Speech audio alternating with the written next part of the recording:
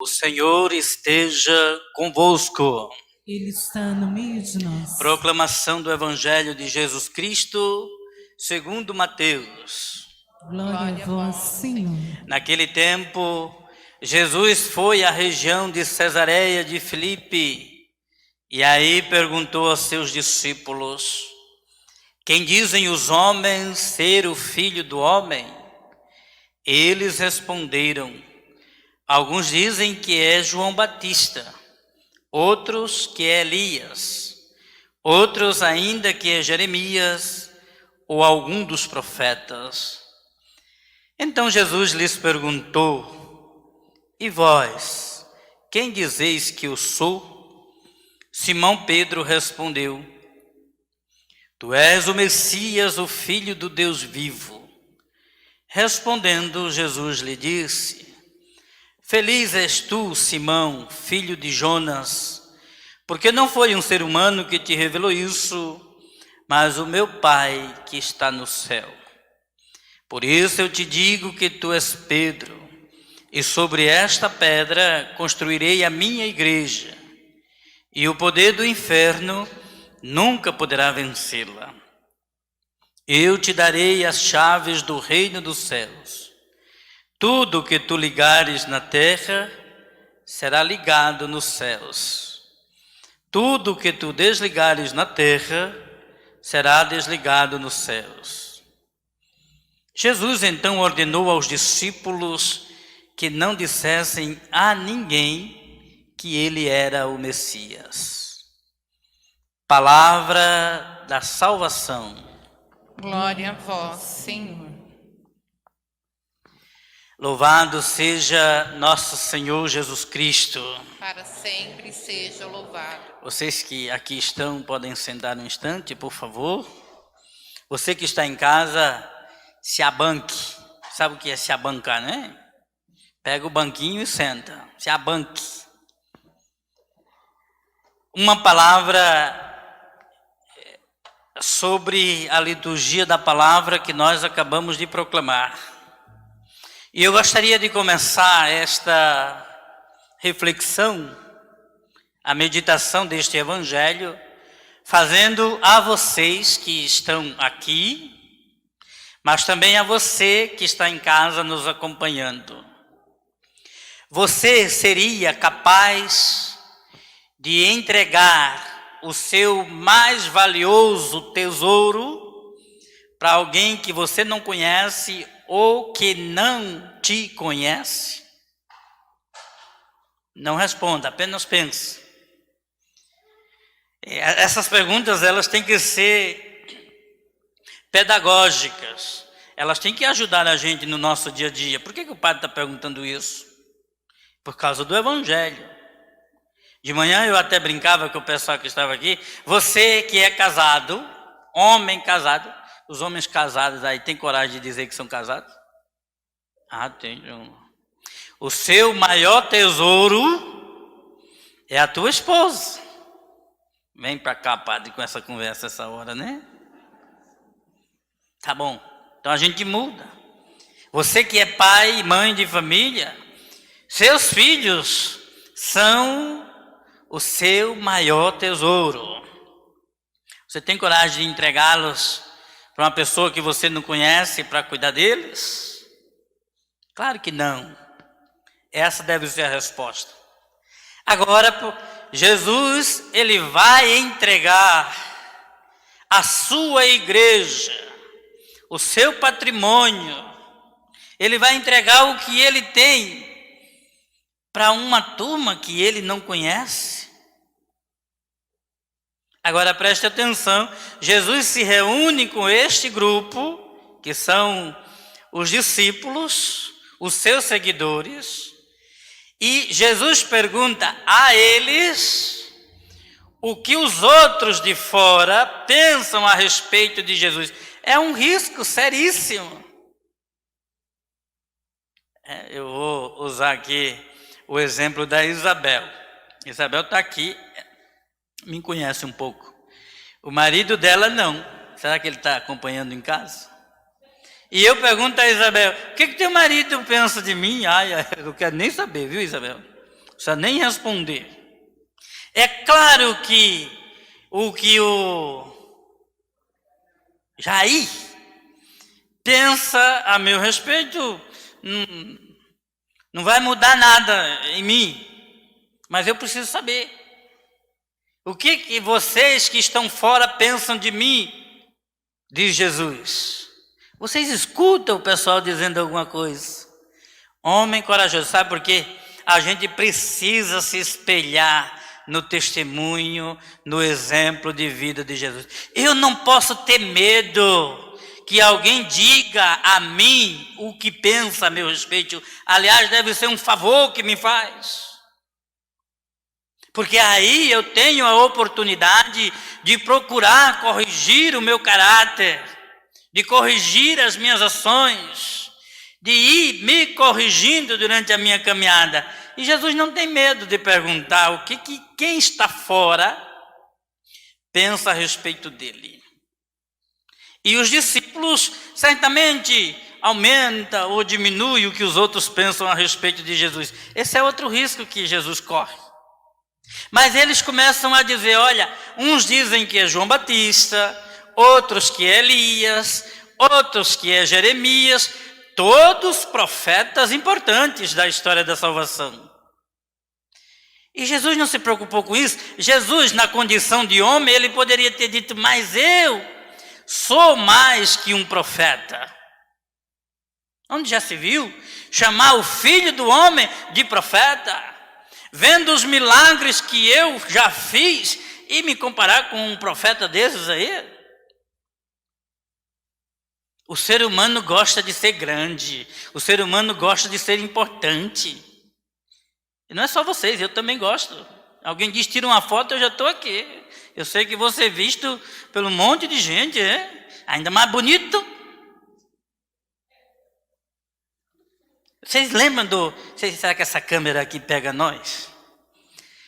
Do Alto da Compadecida, um filmezinho bacana, né? Quase não passa, cada semana 3 vezes na Rede Globo. Lá na hora do cangaceiro assalta o padre e o bispo desmaia, já viram isso? Ele não desmaia?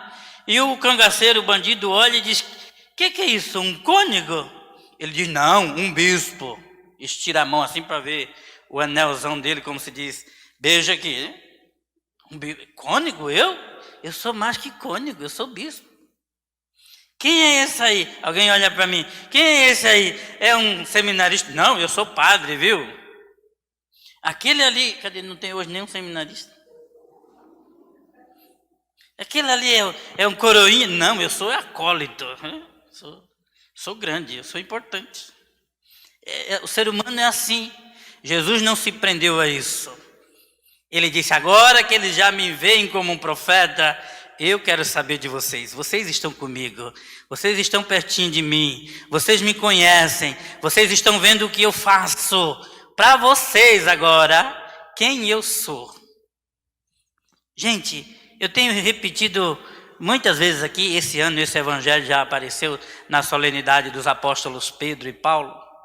Eu tenho dito, quem está fora não tem obrigação de dar a resposta a respeito da vida de quem é Jesus, da vida de Jesus.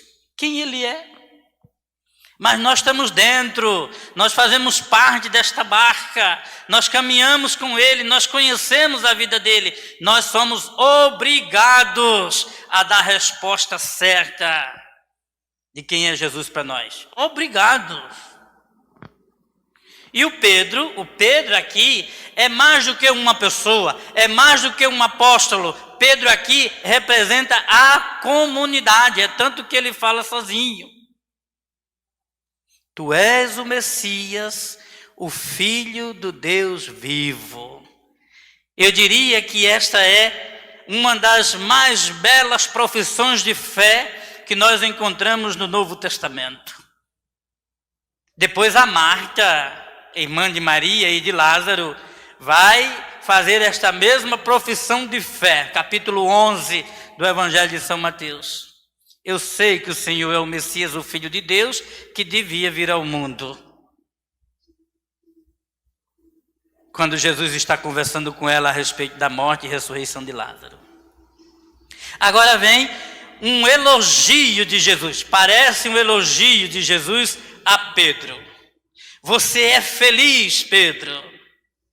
Você imagina Jesus chegando pertinho de vocês aqui, dizendo o nome: Marcelo, você é feliz. Rosália, você é feliz.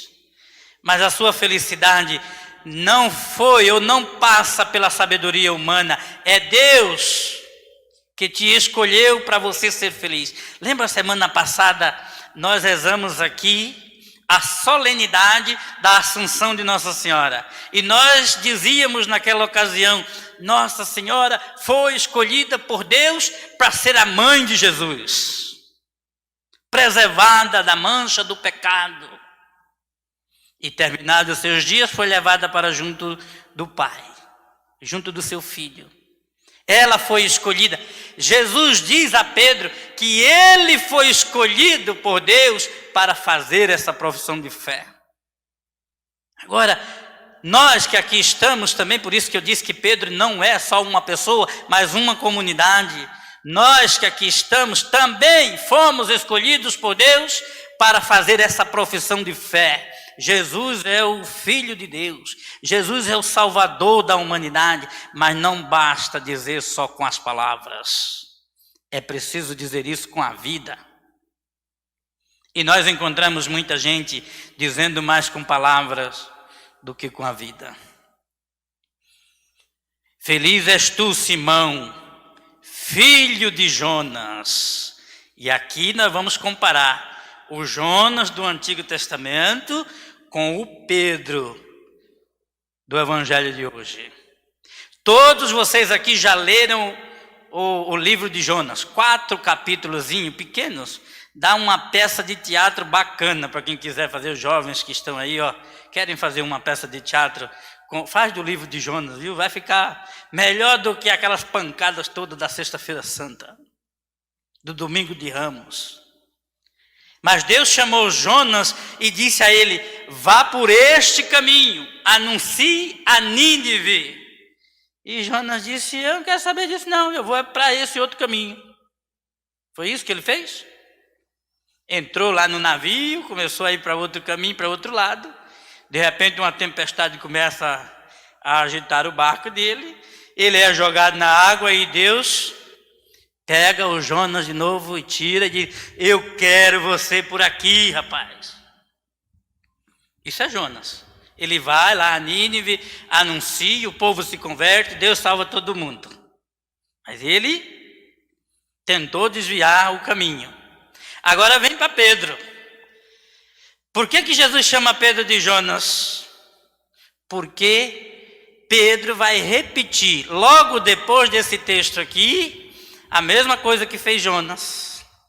Quando Jesus diz: o Filho do Homem vai para Jerusalém, vai ser preso, vai ser humilhado, maltratado, vai morrer e vai ressuscitar, Jesus está dizendo: o caminho da salvação é esse. E Pedro chama Jesus e diz a ele: não, Senhor, que isso não te aconteça. Conseguiram agora compreender por que Jesus chama Pedro de filho de Jonas? Olha para vocês, pais que aqui estão.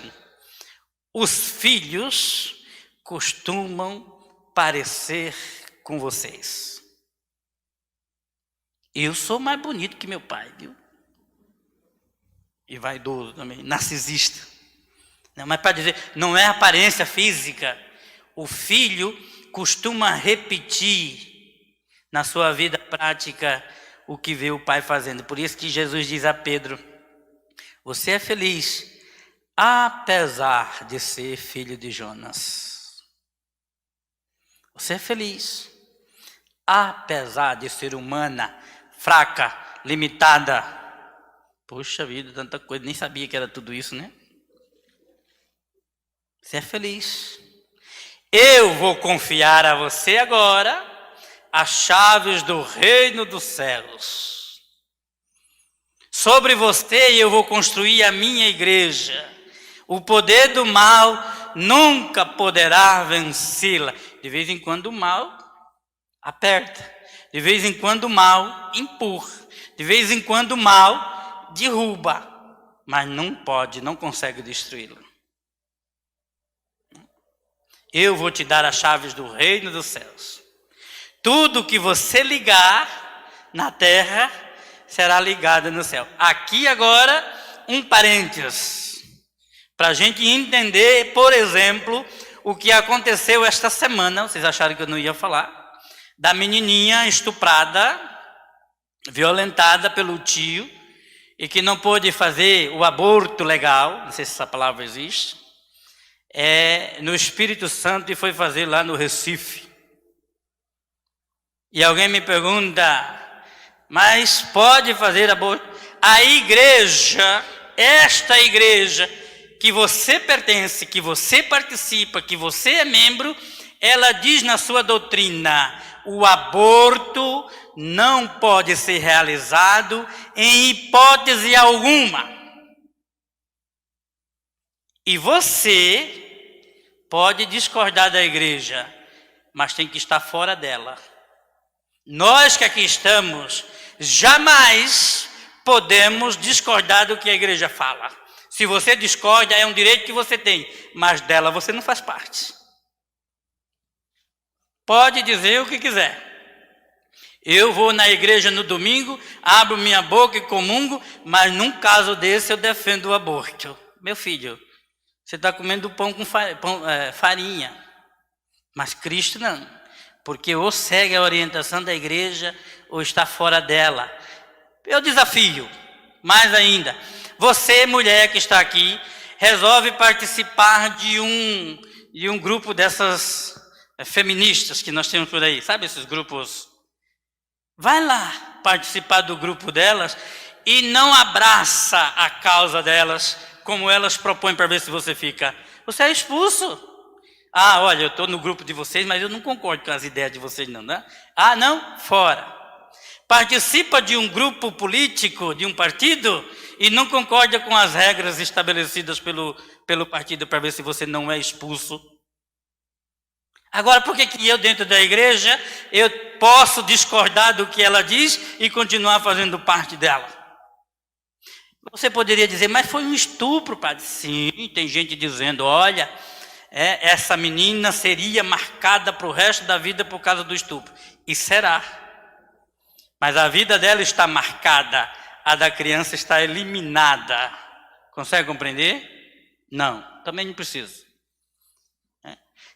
A igreja tem que defender a vida desde a concepção até o seu fim natural. E é isso que a igreja faz. Porém, a igreja vai defender toda a vida. Ela vai dizer, ninguém nesse caso pode morrer, e não pode mesmo. Mas nós, na nossa justiça, se tivéssemos que tomar partido, quem é que teria que morrer nesse caso? O estuprador, evidentemente. A gente logo já dá a sentença. É ele, porque foi ele que errou. Agora, essa pobre criança de 5 meses tem culpa da violência que a mãe sofreu? Eu só digo isso.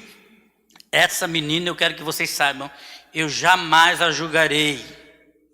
Eu não vou apontar o dedo para ela. É uma criança abusada por um sem vergonha, que certamente está preso. Agora, há uma estrutura que cercou essa menina para fazer o que foi feito. E eu não duvido, não quero aqui ser juiz de ninguém, mas todos eles terão que prestar contas a Deus por causa dessa vida ceifada. Mas eu estou dizendo isso porque diante desse caso, as pessoas que se dizem católicas, cristãs, elas defendem o aborto. Isso é absurdo. Está fora dessa igreja a quem Jesus concede as chaves, a este homem que aparece no evangelho de hoje, a esta instituição, dizendo o que você ligar, está ligado. O que você desligar, está desligado. Aqui vai a pergunta mais uma vez para você, para nós, para a gente refletir. Você quer continuar ligado ou desligado? Agora, uma igreja que se constrói em cima da fé de uma pessoa é fraca. Por isso eu disse que esse Pedro aqui é a nossa igreja. Somos nós, chamados a ser de fato cristãos, seguidores de Cristo.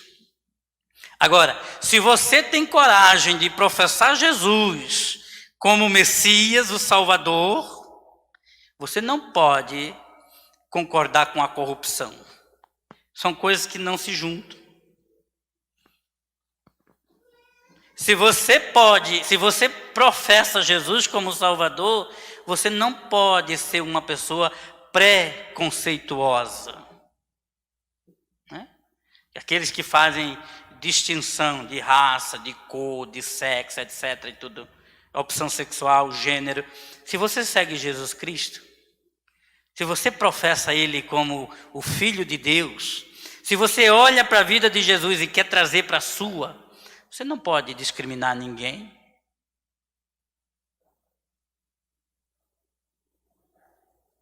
Você participa deste ou daquele grupo, é discriminado por cristãos que dizem seguir Jesus Cristo. Tudo errado aqui.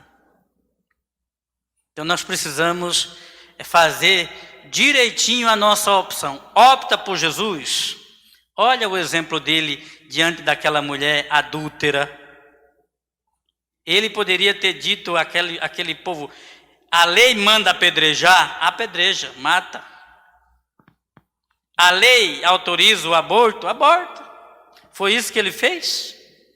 Ele disse: quem não tiver pecado, joga nela a primeira pedra. E todo mundo saiu, ficou só Jesus e ela. Consegue compreender? Aquela mulher na beira do poço de Jacó, com 5 maridos, vai chamar teu marido. Ela diz: eu não tenho. Ele diz: falaste bem, o que tens não é teu, mas já tiveste 5. Ele poderia ter jogado pedra nessa mulher. Ele disse: não, eu quero te dar água viva. Então, meu irmão, minha irmã, você que está aqui, você que está em casa, a vida de Jesus Cristo não nos dá o direito de atirar pedra nos outros, de machucar os outros, de magoar os outros, de fazer os outros sofrer. Pelo contrário, você não precisa compactuar com o pecado, com o erro do outro.